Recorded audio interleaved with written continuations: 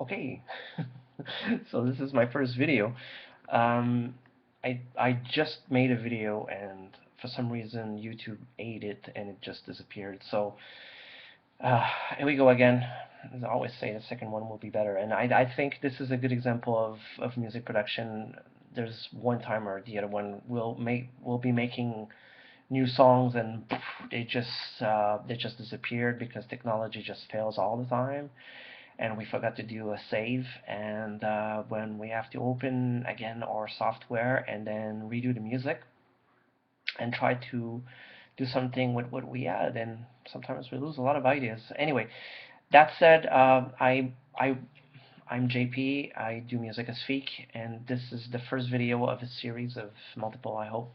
My goal is to bring ideas. I think there's so many videos out there for technical aspect. I can talk about how I make music. I can talk about multiple things. I think I will do that at some point, although I find it sometimes a bit boring. I think some people are way better than I do to explain certain concepts. I'm more interested in talking about philosophy and sort of the thinking behind music. I think there's not much videos about that, or actually I haven't seen any. I think all the time that we spend about thinking about our music is just as precious as reading about compression or reverbs or delays or shopping for new kick drums or new softwares or buying a new synthesizer. Thinking about what you do is essential. So today I would like to share 3 points that hopefully is 3 things that maybe are already part of your daily routine, and if not, whether you're experienced or not experienced in music making, I think you can take 5 minutes to think about that, or maybe you'll take 30 seconds, and then maybe later on in your life it'll catch you, and you'll hear hunting. You'll hear my voice haunting you and about this, and maybe you'll think about me, and it'll give you another perspective about what you do music. So 3 things. First thing is, why are you doing music? Why are you doing music? Why are you doing music is one of the main things that a lot of people, I find, are not sitting and seriously considering. When I say why are you doing music, I'm not talking like you're at a party and then all of a sudden you just saw the DJ move some knobs and then you're like, oh, I can do that actually. I could do that. And then you go home and then you do that. Let's say we go past that. We know you would love to do music. That is for sure. But why are you doing this? And when I asked that question, because I used to teach in a school, a lot of students that I had, uh, the most common answer I would get was, I would like to be known. I'm a DJ. I want to show that I'm serious about music. I have ideas. I have ideas in my mind, and if only I could put that into my software, it would be amazing. I'm sure a lot of people would love it. Or I would like to do music because I would like to release on labels and then tour. Anyway, there's all kind of answers. There's no good or bad answers. Every answer is very personal, and I'm not the one to judge that. But the thing that you have to take in perspective is that if your goals are more materialistic or more driven or career oriented in terms of sales or accomplishment or something or things like that, you might set yourself up for a certain frustration or a feeling that you never have this impression that you have done enough. I'm talking because I've run into that, and I've heard so many people that at one point they produce for a while, and then at some point they sit and then they don't know what to do anymore, and they don't know if they still like it. They don't know why they even do that, and I find that extremely tragic because making music is something, and this is the why of why I'm asking this question. Music production is about liberating some musical ideas that you have in yourself, yes, but it's also part of a bigger plan. It's part of building some kind of bigger picture. And I think that the sooner you think about that aspect and the sooner you sit and really profoundly start thinking about that, the more you will build up some kind of uh, how can I say, profound aspect to your music, and your music will mean something because it will resonate when you listen to it. And if it resonates for you when you listen to your music, it will also mean something for other people, and that is something uh, that is essential. Because as a musician, and especially because the fact that music is more and more accessible to everyone and open, which I think is fantastic, but at the same time, it's also really difficult because there's so much music out there and we have a hard time finding the music that we enjoy.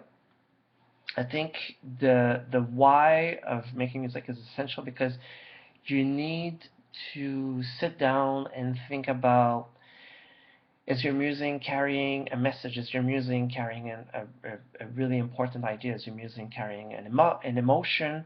Is it carrying something that is maybe spiritual? All those aspects are part of some kind of a universal language. I mean, the music that we put out there is meant to be reaching some people out there, just like a message in a bottle. Or it will be played by DJs. It will reach people in a club or a context, or someone will hear it on Spotify, or on SoundCloud.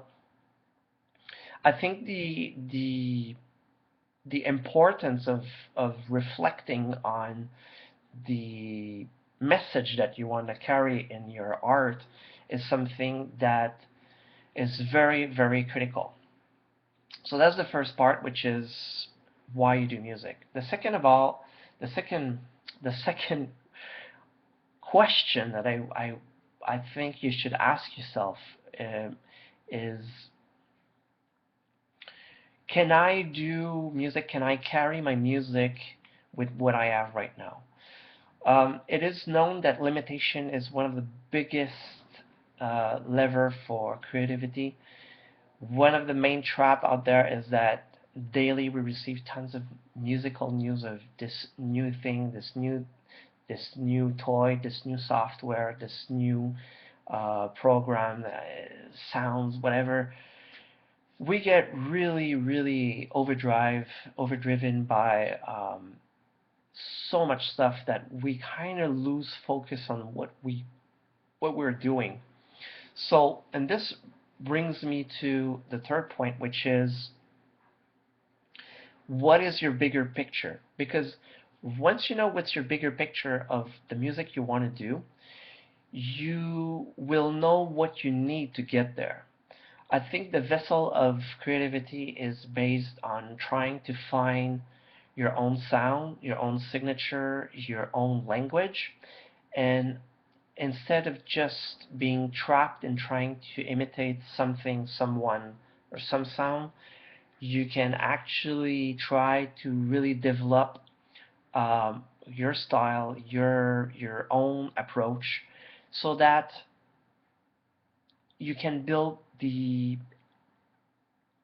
global story of your musical career. It takes time. It takes a lot of time. It takes a lot of research. And this is why I think that one of the key points about music, and I'm really, really trying to stay away from the superficial aspect of just learning softwares here. I'm really trying to talk about, stop what you're doing. Just stop what you're doing. Stop spending 5 hours on a song because it doesn't sound like it's supposed to be sounding. Stop buying all these modular gears that you've been buying for the last 5 months and just you spent like $5,000 trying to find stuff, but you keep reselling it because it's not good enough or it doesn't sound exactly like that guy or that. Stop committing yourself to listening, and that includes me, people telling you what's good is not good. I think it's really, really important that you just come back to the essential and really bring in your workflow one thing. And this, if there's one thing you should bring, I think, and I'm not the beholder of any truth here, but I just have experience and I'm really happy to share it, and I hope it can benefit someone. Try to learn something every time you make a new song. And when I say learn something, try to do one thing different from one song to another. Try to use a new software. Try to use, and I know I'm kind of like going in merry-go-round, but try to use your software in a different way. And I think I don't need to explain myself here. I think you will agree with me, or you'll understand what I mean here. And if you are starting making music and you are facing this wall where you have the impression that what you're making right now doesn't sound like what you hear, or the software is not making the sound that you would like to have, I say, great, embrace that. This is I think it's the best part. I think most of the most interesting songs that I've heard, and songs that I've made, or sounds that I've created, were made out of mistakes, out of frustration, and sometimes because I got impatient and I was kind of just rushing things, and then these weird sounds happened and I was recording it by a turn of luck. That's great. If you put yourself in a difficult situation and you just expose yourself to explore zones that you haven't seen yet, this is the best thing ever. So hopefully this video just will trigger some kind of inspiration and maybe appetite to learn.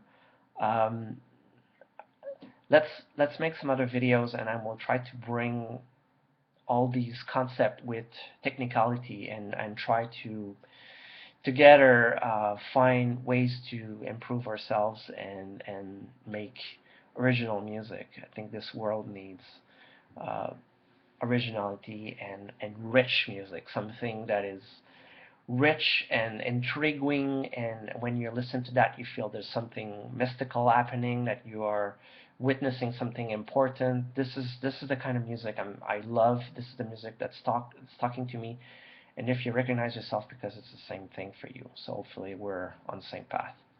Have a good day.